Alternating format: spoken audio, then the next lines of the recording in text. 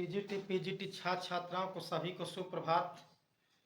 प्रिय विद्यार्थियों, जिस प्रकार से हम लोग टीजीटी पीजीटी एग्जाम को देखते हुए जो मई जून 2025 में लगा हुआ है, एक एक टॉपिक को लेकर के आगे बढ़ रहे थे। हमने सिर्फ पिछली वीडियो में रस का दूसरा भाग पढ़ा, तो आज हम लोग रस का तीसरा भाग पढ़ेंगे।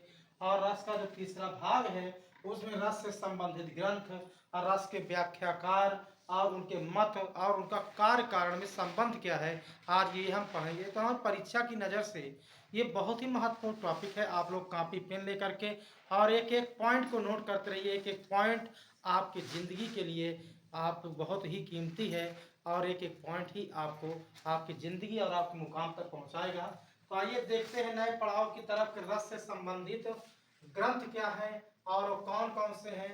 तो आचार्य भरत मुनि का जो ग्रंथ है वो नाट्य शास्त्र है। आचार्य भरत मुनि क्या है, रस के प्रणेता माने जाते हैं। रस के प्रणेता माने जाते हैं। आचार्य भरत मुनि का जो ग्रंथ है नाट्य शास्त्र है और नाट्य शास्त्र में इन्होंने नाट्य शास्त्र के छठे अध्याय में इन्होंने रस का वर्णन किया है और इन्होंने 8 रस को माना है। और ये शांत रस को आचार्य भरत मुनि शांत रस को रस नहीं मानते हैं और इन्होंने 8 रस माने हैं। आचार्य भोज का जो ग्रंथ है वो श्रृंगार प्रकाश है। आचार्य आचार्य शुक्ल का ग्रंथ है रस मीमांसा। डॉक्टर नागेंद्र का रस सिद्धांत और राममूर्ति त्रिपाठी का रस विमर्श। राम दहिन मिश्र का काव्य दर्पण। बाबू गुलाब राय का नवरस और कन्हैया लाल पोद्दार का रस मंजरी लिखते हैं। आचार्य विश्वनाथ साहित्य दर्पण लिखते हैं और आचार्य राजशेखर ये काव्य मीमांसा लिखते हैं। इस प्रकार से रस से संबंधित ये ग्रंथ हैं जो आपकी परीक्षाओं में पूछे जाते हैं। आचार्य भरत नाट्य शास्त्र, आचार्य भोज श्रृंगार प्रकाश, आचार्य रामचंद्र शुक्ल रस मीमांसा, डॉक्टर नगेंद्र रस सिद्धांत, राममूर्ति त्रिपाठी रस विमर्श, राम दहिन मिश्र काव्य दर्पण, बाबू गुलाब राय नवरस, कन्हैयालाल पोद्दार रस मंजरी, आचार्य विश्वनाथ साहित्य दर्पण, आचार्य राजशेखर काव्य मीमांसा। इस प्रकार से ये लिखते हैं। इसके बाद रस के व्याख्याकार, उनका मत, उनके कार्य कारण संबंध क्या है। तो रस के जो व्याख्याकार हैं, रस के व्याख्याकार 4 माने जाते हैं। वो 4 में से सबसे पहले रस के जो प्रथम व्याख्याकार हैं भरत मुनि के रस के प्रथम व्याख्याकार भट्ट लोलट है। अब भट्ट लोलट का जो मत है वो उत्पत्तिवाद है। भट्ट लोलट का जो मत है उत्पत्तिवाद, और उत्पत्तिवाद को आरोपवाद भी कहा जाता है। आरोपवाद ये भी आप नोट कर लेंगे। और कार्य कारण संबंध है उत्पाद्य उत्पादक। ठीक है, तो भट्ट लोलट का जो मत है उत्पत्तिवाद या आरोपवाद और कार्य कारण संबंध उत्पाद्य उत्पादक, इनका कार्य कारण और कार्य का संबंध है। इसके बाद जो रस के दूसरे व्याख्याकार आचार्य शंकुक हैं। आचार्य शंकुक का जो मत है अनुमतिवाद है। आचार्य शंकुक का जो मत है अनुमतिवाद है और ये अनुमाप्य और अनुमापन कार्य कारण कार्य संबंध है। आचार्य शंकुक का अनुमितवाद इनका मत है और कारण कार्य इनका संबंध अनुमाप्य अनुमापक का है। और रस के जो तीसरे व्याख्याकार हैं वो भट्ट नायक हैं। इनका जो मत है भुक्तिवाद है और इनका कारण कार्य जो संबंध है वो भोज्य और भोजक है। अभिनव गुप्त रस के जो अंतिम और चौथे व्याख्याकार अभिनव गुप्त माने जाते हैं और इनका जो मत है अभिव्यक्तिवाद है। और अभिव्यक्तिवाद और कारण कार्य जो संबंध है व्यंग व्यंजक संबंध है। कारण कार्य व्यंग व्यंजक संबंध है। इस प्रकार से रस के 4 व्याख्याकार हैं। जो प्रथम है वो भट्ट लोलट हैं, दूसरे आचार्य शंकुक हैं, तीसरे आचार्य भट्ट नायक हैं और चौथे अभिनव गुप्त हैं। और भट्ट लोलट का जो मत है उत्पत्तिवाद और या आरोपवाद और इनका कारण कार्य संबंध उत्पाद और उत्पादक है। शंकुक का जो मत है अनुमितिवाद है और कारण कार्य संबंध अनुमाप्य और अनुमापक है। और भट्ट नायक का जो मत है वो भुक्तिवाद है और कारण कार्य संबंध भोज्य भोजक। और अभिनव गुप्त जो चौथे हैं वो अभिनव गुप्त हैं, मत है अभिव्यक्तिवाद और कारण कार्य संबंध जो है व्यंग्य व्यंजक संबंध है। कुछ इंपॉर्टेंट तथ्य हैं। शंकुक ने अपने मत की पुष्टि के लिए इन्होंने चित्त तुरंग न्याय का सहारा लिया है। ये आपसे प्रश्न पूछा जाता है, चित्र तुरंग न्याय, चित्र तुरंग न्याय। तो चित्र तुरंग न्याय का जो संबंध है आचार्य शंकुक से है, इसे नोट कर लेंगे। शंकुक ने अपने मत की पुष्टि के लिए इन्होंने चित्त तुरंग न्याय का सहारा लिया। तो पेपर में पूछ सकता है चित्त तुरंग न्याय किसका संबंध किसका है, शंकुक का है या भट्ट लोलट का है, भट्ट नायक का है, अभिनव गुप्त का है? तो ये शंकुक का है। क्यों? घोड़े को चित्र में देखकर घोड़े के रूप में अनुमान करना, घोड़े को चित्र में देख करके घोड़े के रूप में अनुमान करना चित्र तुरंग न्याय कहा जाता है। चित्र तुरंग न्याय, घोड़े को चित्र में देख करके और घोड़े के रूप में, घोड़े को चित्र में देख करके घोड़े के रूप में अनुमान करना, हाँ, चित्त तुरंग न्याय कहा जाता है। और चित्त तुरंग न्याय का जो संबंध है वो शंकुक से है। भट्ट नायक ध्वनि विरोधी आचार्य हैं।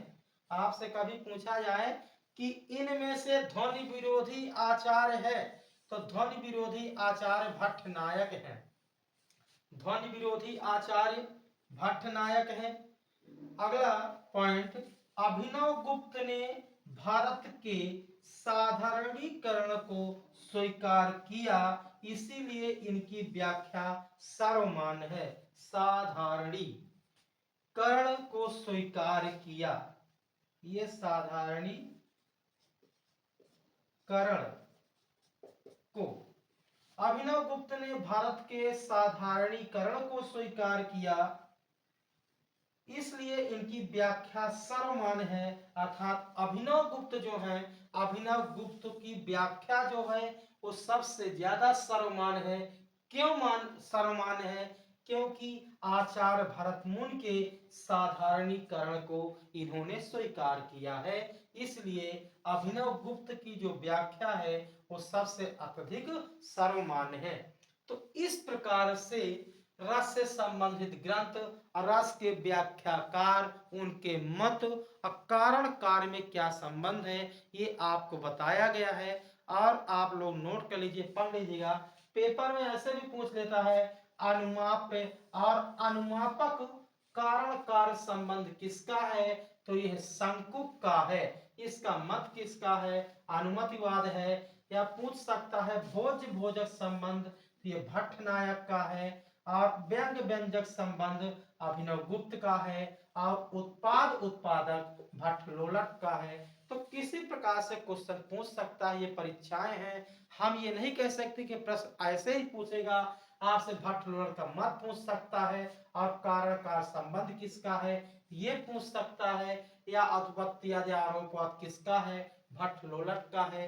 या आपसे पूछ लेगा कि नाट्य शास्त्र ग्रंथ किसका है, तो आचार्य भरत का है।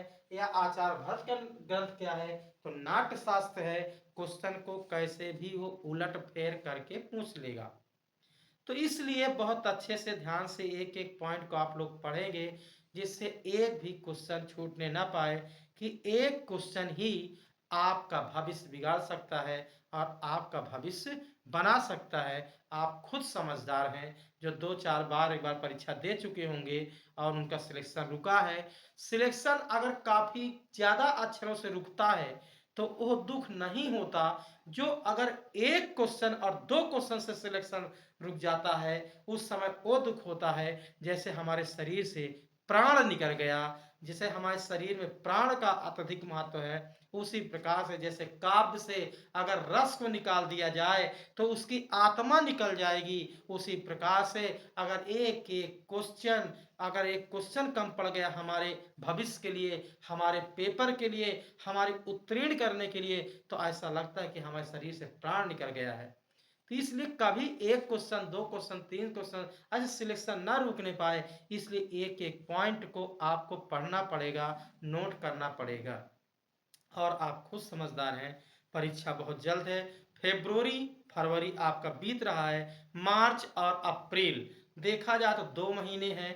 2 महीने बाद आपको मई में पेपर लगा हुआ है। अभी जो डेट है, आगे बढ़े या ना बढ़े ये मैं नहीं कह सकता, लेकिन अभी जो डेट है वो आपको हाफ मई में 14-15 मई को डेट लगी हुई है। टीजीटी सहायक अध्यापक और पीजीटी प्रवक्ता 20 और 21 जून को लगी हुई है। हर बार तो 10 दिन, 15 दिन, ऐसे 12 दिन का टीजीटी पीजीटी मौका मिल रहा था, लेकिन इस बार आपको 1 मंथ का मौका मिल रहा है पीजीटी के लिए। तो टीजीटी पीजीटी का दोनों हिंदी का सिलेबस सेम ही है, और बस क्वेश्चन हाई और लो होते हैं। और उसमें से पीजीटी में एक टॉपिक जो है, मुझे जो जहाँ पता है आप लोगों को, कि एक थोड़ा सा टॉपिक अलग है, वो है जैसे काव्य शास्त्र है, तो उसमें एक पाश्चात्य काव्य शास्त्र है, वो तो टीजीटी में नहीं है। तो 1 महीने का समय है, टीजीटी पीजी का सेम सिलेबस है। आप लोग बहुत अच्छे से पढ़ते रहिए, ध्यान से एक एक पॉइंट नोट करिए, और क्वेश्चन हाई लो होते हैं, ये होता है। और दूसरी बात, जो एक टॉपिक आपका अलग है पाश्चात्य का शास्त्र, आपको 1 मंथ का समय जो पीजीटी में मिल रहा है, उसको मैं एक दो वीडियो के माध्यम से आपको उसको भी पढ़ा दूंगा। मेरी कोशिश है टीजीटी होने के बाद तो आपका वो भी तैयार हो जाएगा। तो आप बस पढ़ते जाइए, एक एक पॉइंट बस हो गया। मैं आपसे अगर कह दिया हूँ कि मैं संस्कृत का पार्ट और व्याकरण के पार्ट जो है मैं वो करा दूंगा, और टीजीटी पेपर होने के बाद मैं 1, 2, 3 वीडियो के माध्यम से पाश्चात्य काव्य शास्त्र भी करा दूंगा, तो काफ़ी कुछ हो जाएगा। हाँ, हिंदी गद्य पद्य का इतिहास विधाएं मैं अभी नहीं करा सकता, समयानुभाव है। और दूसरी बात, मैं भी आपकी तरह एक विद्यार्थी हूँ, मैं भी पेपर में बैठता हूँ, मेरा भी सिलेक्शन 1-2 क्वेश्चन से रुक जाता है, तो बड़ी दुख की बात है। लेकिन ईश्वर करे कि आप लोगों का साथ में मेरा सबका सिलेक्शन हो जाए। बड़ी अच्छी बात है कि बहुत उम्मीद है, और समय भी काफ़ी हो रहा है, बहुत से बच्चे कई सालों से इंतजार कर रहे हैं घर द्वार छोड़ करके। माँ सरस्वती इनको सफलता प्रदान करे।